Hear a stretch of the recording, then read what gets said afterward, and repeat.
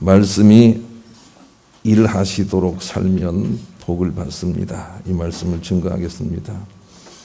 물론은 5만 번이나 기도의 응답을 받았다고 하는데 그의 응답을 받게 하는 방법은 말씀이 일을 하시도록 하는 방법이었습니다. 그는 자기가 무엇을 하고자 할 때 하나님 뜻을 철저하게 물었습니다. 과연 하나님의 뜻입니까? 하고 뜻을 구했습니다. 이리 봐도 하나님의 뜻이고 저리 봐도 하나님 뜻이고 성경에서 그렇게 말씀하셨고 평안으로 응답이 온다면 그것이 하나님 말씀인 줄을 믿고 그 다음부터는 절대로 흔들리지 않았습니다. 그리고 그 말씀이 일을 하도록 해서 5만 번이나 기도 응답을 받은 것입니다. 그는 아무것도 가지지 않고 일을 했습니다.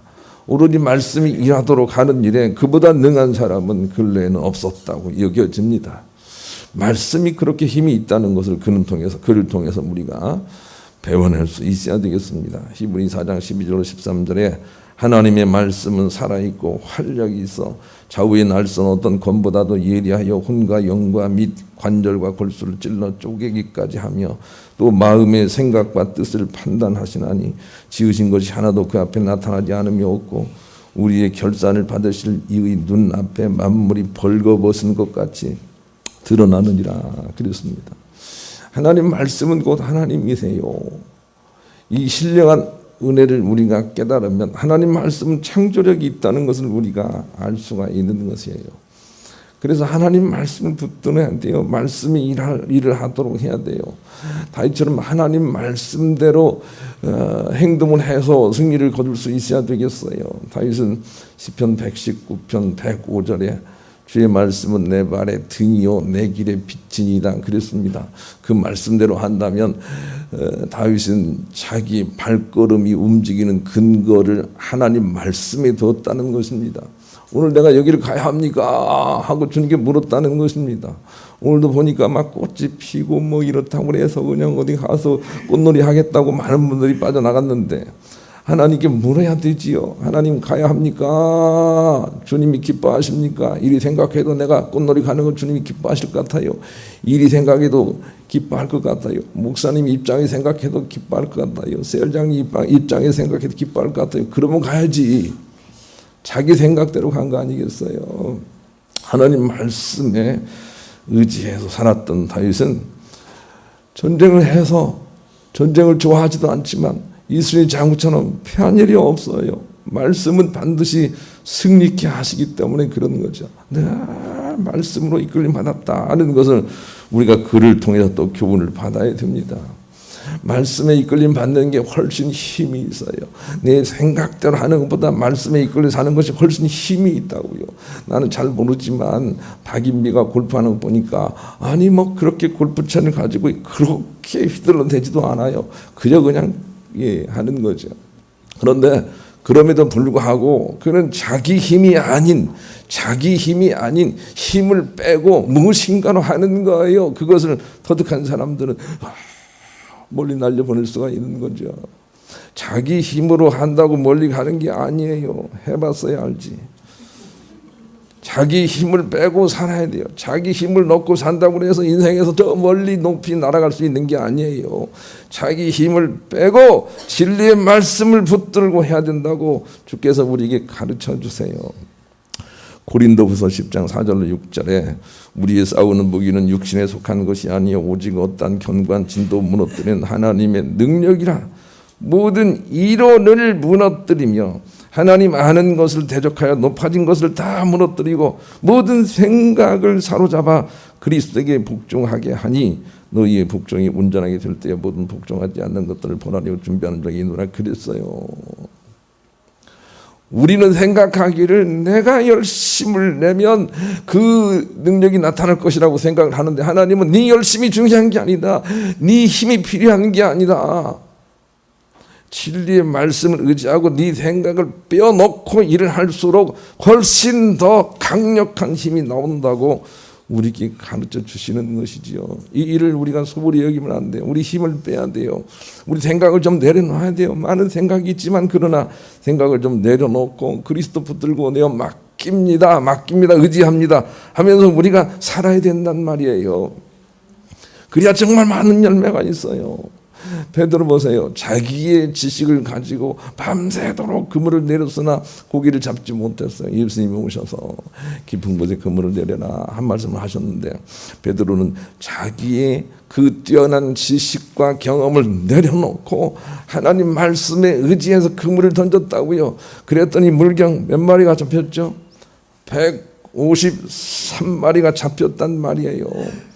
그물이 찢어지도록 잡혔단 말이에요. 전능하신 창조자 예수님이 우리에게 무엇을 가르쳐 주시기 위한 것이죠? 네 힘을 빼라, 네 지식을 빼라, 네 알고 있는 걸 빼라, 힘을 빼고 그리고 진리를 의지해라, 말씀을 의지해라 라고 우리에게 교훈하시는 것이 아니겠어요? 스가랴 4장 6절에도 이런 말씀을 주세요. 만군의 여호와께서 말씀하시되 이는 힘으로 되지 아니하며 능력으로 되지 아니하며 오직 나의 영으로 되느니라 그랬어요. 이 비밀을 알아야 해요. 우리 힘으로 될 것 같으면 그냥 다 하지요. 힘써서 하면 되지요. 그러나 안 되잖아요. 하나님 말씀을 붙들어야 거기에 비로소 열매가 있다는 걸 우리가 알아야 되겠어요. 하나님은 자기 문제 해결을 위해서 애절한 마음으로 갈망하는 것보다는 하나님 당신의 말씀을 소중히 여기고 의지하여 붙들고 사는데 응답하시는 분이시다라고 하는 것이 오늘 본문이 주는 교훈이에요. 본문은 왕의 신하가 나와요. 이 신하의 직책은 잘 모르겠어요. 그런데 신하가 권세 능력이 있었던 건 확실한 것 같아요. 예수님께 왔어요. 갈급하니까 온 거예요. 자기 아들이 죽게 생겼어요. 다 죽어가는 거예요. 너무 갈급하죠. 한번 상상해 보세요. 여러분의 자녀가 죽음 직전에 있다면 얼마나 부모가 갈급해요. 이런 갈급한 마음을 가지고 예수님께 온 거예요. 예수님이 병든 자, 아픈 자를 낫게 하신다는 소문을 들었거든요. 그래서 주님께 나왔어요. 그래서 갈급한 마음으로 우리 집에 오셔서 아들을 낳게 해달라고 그렇게 얘기를 했는데 예수님의 대답은 48절이에요. 본문 48절 읽읍시다. 본문 48절 읽습니다. 시작. 예수께서 이르시되 너희는 표적과 기사를 보지 못하면 도무지 믿지 아니하리라. 그 애절함을 가지고 나왔는데 예수님은 박절하게 너희들은 내 표적을 듣고 또 왔구나, 내 기사를 보고 왔구나 하고 그렇게 반응하셨단 말이에요. 그런데 예수님께서 그 신하에게 이렇게 말씀하셨죠. 가라 네 아들이 살아있다 하시니 50절 같이 읽읍시다. 50절 시작. 예수께서 이르시되 가라 내 아들이 살아있다 하시니 그 사람이 예수께서 하신 말씀을 믿고 가더니. 뭘 믿었어요? 말씀을 믿고 가더니. 말씀을 믿고 가더니. 그 다음에 자녀가 나아요. 그래서 낳았다는 소리를 전하는 종에게 언제 낳았느냐? 라고 물어보니까 예수님께서 바로 말씀하시던 그 시대, 그 시에 낳았다는 거예요. 이 성경 말씀이 우리 가운데 주시고자 하는 교훈은 우리의 애절함으로 하나님께서 응답하는 게 아니라는 거예요. 우리의 열심으로 하나님이 응답하시는 게 아니라는 거예요. 하나님 말씀을 받고 그 말씀을 의지할 때 응답이 나온다는 거예요. 내 생각을 빼고 하나님 말씀을 의지할 때 거기에 응답이 나오고 그 응답을 주시기를 하나님이 기뻐하신다고 우리에게 교훈하시는 거예요. 그러니까 말씀을 소중하게 여겨야 돼요. 우리가 잘 들은 대로 어거스틴은, 모니카의 아들 어거스틴은 화랑방탕하고 29살까지는 정말로 나쁜 일을 많이 했어요. 구체적으로 나쁜 사람이었어요. 그런데 그 어머니가 잘하는 것은 하나님 말씀에 의지하고 기도하고 붙들고 있으면서 닥달하지 않은 거예요. 나는 이 부분을 너무 많이 여러분에게 증거해서 여러분 자녀들이 좀 편안해졌으면 좋겠어요. 자녀들 닥달한다고 된다면 다 만든다니까요. 공부해라 이 나쁜 놈아 하고 닥달해보세요. 그래도 된다면 못 만들 사람 누가 있냐고요. 닥달해서 되더이까? 되더이까? 안 됩니다. 우리 힘으로 되는 게 아닙니다. 그런데 어거스틴이, 방탕자 어거스틴이 변화된 것은 자기 어머니가 자기를 그렇게 신뢰하는 그 마음이 항상 부담감으로 있는 속에서 어느 날 마루에 앉아서 가만히 있는데 아이들이 밖에서 고무줄 놀이를 하는 거예요. 그런데 옛날에도 우리가 그랬죠. 고무줄 놀이 하면 여학생들이 무슨 노래를 부르면서 막 고무줄을 하잖아요. 막 뭐 무슨 노래 하죠? 뭐죠? 뭐 지방마다 달라요. 예. 나이 살던 고향도 하고 막 노래를 하면서 하잖아요. 그런데 그 노래 소리가 들리는데 그 노래 소리가 마치 야 너 성경을 읽어봐라 라는 그런 소리로 들리는 거예요. 그런 소리로 들렸어요. 그래서 자기 앞에 있는 성경을 턱 열어보니까 로마서 13장 13절로 14절이 나오는 거예요. 그리고는 그 말씀이 자기 마음속에 쏙 들어온 거예요. 하나님이 나를 보고 계셨구나. 나를 보고 계셨구나. 이 호랑방탕한 나를 주님이 보고 계셨구나. 그리고 크게 변화를 받아요. 로마서 13장 13, 14절을 같이 읽읍시다. 하나님 말씀을 지금 받았으면 좋겠어요. 읽습니다. 시작. 그런즉 우리가 다시는 서로 비판하지 말고 도리어 부딪힐 것이나 거칠 것을 형제 앞에 두지 아니하도록 주의하라. 다른 부분을 옮겨놨는데 로마서 13장 뭐 내용은 그래요. 술 취하지 말라, 방탕하지 말라 그런 내용이에요. 술 취하지 말라, 방탕하지 말라 그런 내용이에요. 자기가 술 취하고 방탕하고 음란하고 있었는데 그 말씀이 팍 들어오는 거예요. 그 말씀을 어거스틴은 하나님의 말씀으로 받았어요. 성경 찾지 마세요. 찾지 마라. 목사님을 신뢰해야지. 불신해서 막 찾는 거예요. 불신해서. 술 취하지 마라, 음란하지 마라, 방탕하지 말라 그런 말씀이 있는 거예요. 그 말씀이 쑥 들어오는 거예요. 하나님 나를 보고 계셨구나 하고 그냥 술 먹는 것, 음란한 것, 창리하고 산 것 모든 걸 다 정리했단 말이에요. 그리고 나서 터닝 포인트를 만들어요. 전혀 새로운 인생을 살아요. 여러분 어거스틴이 잘한 것이 아니라 어거스틴 어머니가 잘했다는 걸 여러분 기억을 해야 돼요. 어거스틴 어머니는 어떻든 간에 주님이 하셔야지 내가 한다고 되겠느냐 하고 주님께 맡긴 걸 정말로 잘한 일로 우리가 기억을 한단 말이에요. 그 사람이 하나님 말씀을 만나야지 변화되지 내 열심으로 변화되는 게 아니에요. 여러분 힘을 빼세요. 힘을 빼시고 주님께 맡기세요. 어떻든지 말씀을 들었으면 좋겠다 하고 그렇게 자꾸 애를 써보세요. 그러면 놀라운 일이 생길 거예요. 말씀이 고치는 거예요. 바울도 자기가 병이 있었지만 하나님께 그렇게 기도하잖아요. 하나님 병 낫게 해주세요. 병 낫게 해주세요. 그 애절함을 여러분 기억하겠어요? 애절함으로 하나님이 응답하시는 게 아니에요. 애절함으로 간절함으로 하나님이 응답하시는 게 아니에요. 우리는 간절하라고 배워왔어요. 그러나 그렇지 않아요. 우리의 간절함 때문에 하나님이 응답하시는 게 아니에요. 하나님 말씀이 일을 하는 거예요. 하나님 말씀을 만나야 해요. 하나님 말씀을 붙들어야 해요. 여러분에게 주신 하나님 말씀을 체험해야 돼요. 그리고 그 말씀이 일을 하도록 여러분의 생각을 빼야 해요. 그래야 그 말씀이 박인비 골프를 한번 생각해 보라고요. 뚱뚱해가지고요 이렇게 많이 휘둘리지도 못해요. 그런데도 그냥 힘을 빼고 그냥 순간에 임팩트로 그냥 탁 날아가는데 보통 남자들보다 많이 날아가요. 힘을 빼야 해요. 힘을 빼고 말씀 붙들고 말씀이 하도록 말씀이 힘을 내도록 하는 거예요. 그런 인생을 우리가 살아내야 해요. 말씀은 대단한 능력이 있어요. 사람들은 병원이 많아지면 환자들이 줄어들 거라고 생각하지만 역사가 그걸 증거하지 않아요. 의사들이 많아지면 질병이 줄어들 걸로 그렇게 생각하지만 전혀 그렇지 않아요. 그렇지 않아요. 줄어들지 않아요. 오로지 사람이 하나님 말씀을 만나야만 이 문제를 해결할 수 있다고 디모데전서 4장 1절로 5절이 가르쳐 주세요. 한번 읽어보십시다. 읽습니다. 시작. 그러나 성령이 밝히 말씀하시기를 후일에 어떤 사람들이 믿음에서 떠나 미혹하는 영과 귀신의 가르침을 따르리라 하셨으니 자기 양심이 화인을 맞아서 외식함으로 거짓말하는 자들이라. 혼인을 금하고 어떤 음식물은 먹지 말라고 할 터이나 음식물은 하나님이 지으신 바니 믿는 자들과 진리를 아는 자들이 감사함으로 받을 것이니라.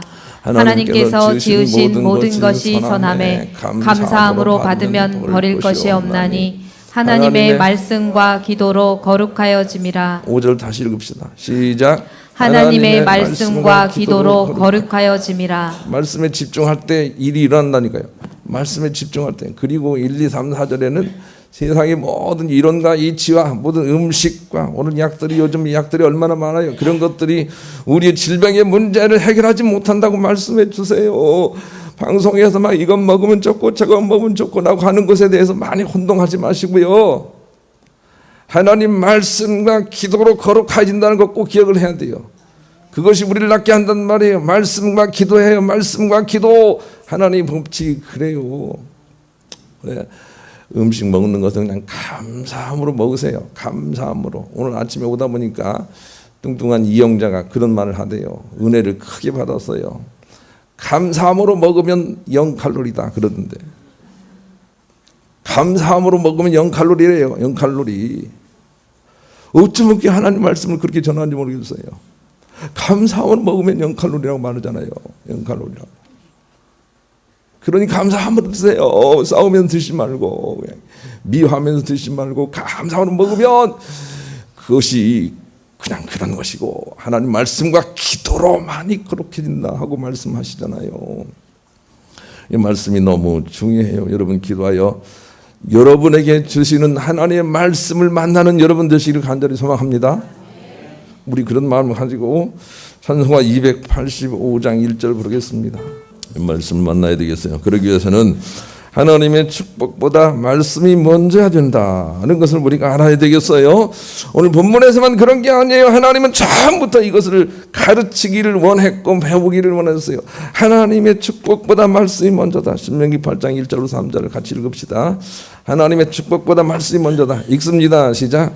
내가 오늘 명하는 모든 명령을 너희는 지켜 행하라. 그리하면 너희가 살고 번성하고 여호와께서 너희 조상들에게 맹세하신 땅에 들어가서 그것을 차지하리라. 내 하나님 여호와께서 이 40년 동안 내게 광야 길을 걷게 하신 것을 기억하라. 이는 너를 낮추시며 너를 시험하사 내 마음이 어떠한지 그 명령을 지키는지 지키지 않는지 알려 하심이라. 너를 낮추시며 너를 줄이게 하시며 또 너도 알지 못하며 내 조상들도 알지 못하던 만나를 내게 먹이신 것은 사람이 떡으로만 사는 것이 아니요 여호와의 입에서 나오는 모든 말씀으로 사는 줄을 내가 알게 하려 하심이니라. 하나님의 뜻은 그래요. 세상의 떡, 돈, 이 세상 것으로 사는 것이 아니라 하나님 말씀으로 살아야 되는 것을 알게 하기 위해서 너희들에게 고난을 준다. 그렇게 말씀을 하고 계세요. 이 고난의 의미를 알아야 돼요. 그래서 고난의 의미를 우리가 알고 풀어내려면 주님의 말씀만이 이 고난을 해결한다는 걸 알아야 돼요. 그래서 말씀을 먼저 붙들어야 돼요.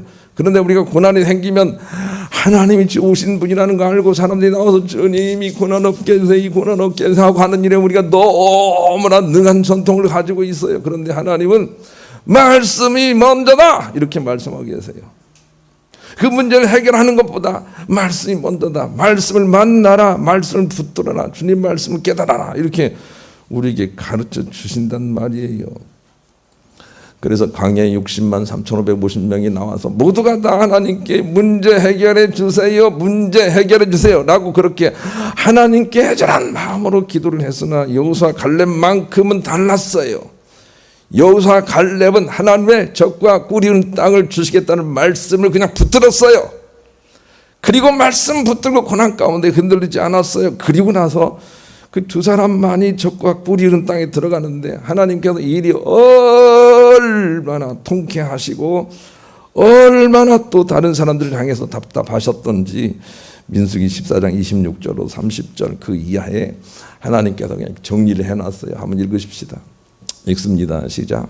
여호와께서 모세와 아론에게 말씀하여 이르시되 나를 원망하는 이 약한 회중에게 내가 어느 때까지 참으랴. 이스라엘 자손이 나를 향하여 원망하는 바 그 원망하는 말을 내가 들었노라. 그들에게 이르기를 여호와의 말씀에 내 삶을 두고 맹세하노라.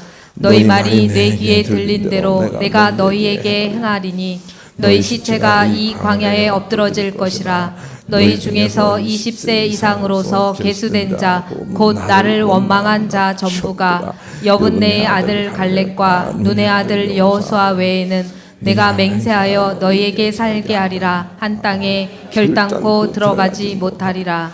그 뒤에도 많이 있는데 제가 생략한 거예요. 하나님은 이렇게 말씀하시고 싶은 거예요. 하나님 말씀 붙들고 있는 사람 외에는 도무지 좋은 날을 보지 못할 것이다. 그렇게 말씀하세요. 하나님 말씀을 붙들지 않고 원망불평하는 사람들은 도무지 하나님 나라에 못 간다고요. 원망불평보다 나쁜 게 없어요. 세상에서 죄를 짓거나 세상에서 무슨 잘못하는 일보다 더 나쁜 것은 원망불평하는 일이에요. 그것을 우리가 하나님을 통해서 깨달아야 돼요. 원망불평하는 사람은 회개할 기회를 잃어버리기 때문에 그래요. 원망불평하지 말고 말씀을 더 붙들어야 해요. 말씀을 붙들고 인내해야 돼요. 그래야 문제가 풀린다고요. 그래서 나의 입술의 모든 말이 하나님, 다윗처럼 하나님을 향하여 신뢰하는 한 가지 말만 되도록 위해서 여러분 기도해야 돼요. 원망불평이 나오지 않도록 기도해야 돼요. 오로지 하나님을 신뢰한다는 한 가지 말만 나오도록 기도해야 돼요. 그래야만 삶이 풀린단 말이에요. 복음서 1장에 가면 나의 입술의 모든 말과 나의 입술의 모든 말과 내 모든 이 입술의 고백이 하나님께 연락되기를 원합니다라고 하는 그런 간절함이 우리 가운데 필요한 거죠. 두 번째는 말씀이 곧 영적 세계의 사단을 이기는 유일한 무기라는 것을 알아야 된다는 거죠. 에베소서 6장 14절 17절 같이 읽읍시다. 읽습니다. 시작.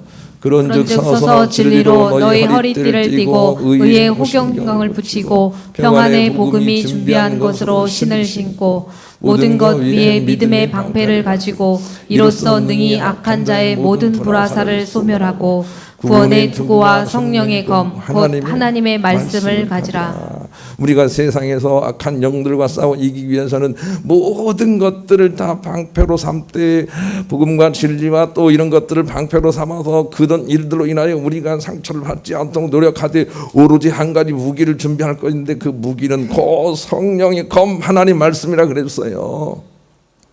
우리가 준비해야 될 무기는 하나님 말씀이라는 거예요. 그걸로 싸우라는 거예요. 영적 세계는 하나님 말씀으로 이긴다는 거예요. 내 생각으로 이기지 못한다는 거예요. 그래서 하나님 말씀을 가져야 돼요. 혜긴 목사님은 어려서 죽는다는 병원의 선고를 받고 절망 가운데 있었으나 베드로전서 2장 24절을 만났어요. 그 말씀이 확 들어왔어요.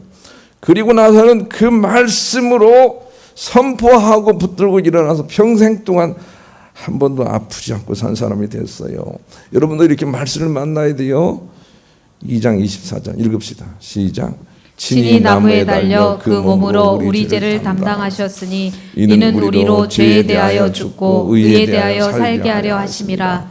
그가 채찍에 맞음으로 너희는 나음을 얻었나니. 이 말씀이 그냥 이렇게 국어책처럼 보인다면 하나님이 여러분을 만나주시지 않은 거예요. 그런데 이 말씀이 나에게 내 육체의 고침이구나 하고 이렇게 받아들일 때, 만나게 될 때 그 말씀이 역사하는 거죠. 그래서 고침받는 거예요. 말씀을 그렇게 만나고 말씀을 사모해야 돼요. 제가 여러분에게 좀 죄송한데 우리 아버지 얘기를 여러 번 해서 근데 간증이 되라고 하는 거지. 간증이 되라고 하는 거예요. 어제도 우리 아버지 만나고 왔는데 우리 아버지가 93세세요.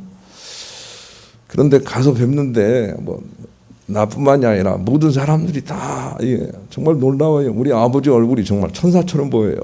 얼굴이 어쩌면 그렇게 기미 주근깨 하나 없이 그냥 얼굴이 그렇게 그런지 좋으신지 모르겠어요. 또 마음 얼마나 평안한지 모르겠어요. 우리 자녀들에게 싫은 소리 한마디가 나오지 않으세요. 얼마나 평안한지 모르겠어요. 그런데 우리 아버지가 그렇게 평안한 것은 그냥 평안한 게 아니에요. 우리 아버지도 처음에 우리 어머니 돌아가시고 자기가 암에 걸렸는데 암에 걸렸지만 모르시죠. 그런데 요양병원에 들어가는 것이 얼마나 힘들겠어요. 그런데 너무 힘드니까 성경을 읽고 찬송을 하다가 막 그렇게 몸부림쳤대요. 이제는 내 곁에는 아무도 없습니다. 나 혼자입니다. 그렇게 몸부림을 쳤는데 어디서 막 청천벽력 같은 소리가 들리더니 야 네가 왜 혼자냐 내가 여기 있지 않느냐 하는 소리가 들리더래요. 여러분 믿으세요? 아니, 저는 우리 아버지의 성품을 보고 믿어요. 어디서 나는지 모르는데 막 큰 소리가 나더래요. 야 이놈아 네가 어째 혼자냐 내가 여기 있지 않냐 그러더래요. 그 다음부터는 그냥 하나님 의지하고 편히 가져도 그런지 몰라도 지금은 그냥 청춘보다도 얼굴이 더 밝아요. 어쩌면 그렇게 그런지 모르겠어요. 안 아프대요. 우리 아버지는 89살 때 암 말기 선고 받았거든요. 근데 안 아프대요. 너무너무 제가 감사하고 있어요. 여러분 하나님 말씀을 붙들어야 해요. 내가 여기 있다 이 말씀을 여러분에게도 이렇게 들려와야 돼요. 그래서 하나님 붙들고 살아야 그 말씀이 일을 하는 거예요. 실천신학 때 최은영 교수가 이런 말을 했어요. 문제를 이길 수 있는 유일한 길이 있다면 그것은 내 귀에 집어넣는 소리를 세상이나 사람들의 소리가 아닌 하늘의 소리 즉 하나님의 기록되고 선포되는 말씀으로 바꾸는 일입니다. 이런 선별이 없이는 춤추는 광대의 삶을 바꿀 수는 없습니다. 우리 귀에 들어오는 소리를 세상 사람들의 소리, 내 생각의 소리가 아니라 하나님 말씀의 소리로 바꿔야 된다는 거예요. 그래야만 변화된다는 거예요. 말씀이 일을 내는 거지 내 생각이 일을 내는 게 아니에요. 내 열심히 일을 내는 게 아니에요. 꼭 기억을 해요. 그냥 그러고 마는 거예요. 그냥 먹고 자고 낳고 하고 죽는 거예요. 그러나 영적인 세계에 승리를 거두고 귀하게 쓰임 받고 천국으로 부름받아 나가려면 말씀이 주도권을 가지고 내 삶의 발걸음에 영향을 미치도록 살아내야 해요. 말씀에 의해서 움직여야 돼요. 그것만이 변화가 된다 하니 변화 안 되는 모든 것들에 대해서 우리가 오히려 감사할 수도 있는 거예요. 하나님 말씀 많이 변화시키는구나. 그것을 찾으라고 고난이 우리 가운데 있는 것이죠. 우리는 먼저 하나님의 말씀이 곧 창조력 있는 하나님이심을 기억을 해야 돼요. 요한복음 1장 1절 한번 보겠습니다. 자, 몇 장만 넘겨보시죠. 요한복음 1장 1절. 하나님의 말씀이 창조력 있는 하나님이라는 걸 기억을 해야 돼요. 이 말씀은 성경에 기록된 그냥 아주 이렇게 문자를 의미하는 게 아니에요. 여러분 자신에게 다가오는 큰 깨달음과 같은 여러분 마음에 부딪히는 말씀을 의미하는 거죠. 요한복음 1장 1절을 읽읍시다. 시작. 태초에 말씀이 계시니라 이 말씀이 하나님과 함께 계셨으니 이 말씀은 곧 하나님이시니라. 네. 그래서 말씀을 만나면 모든 것들이 고쳐진다니까요.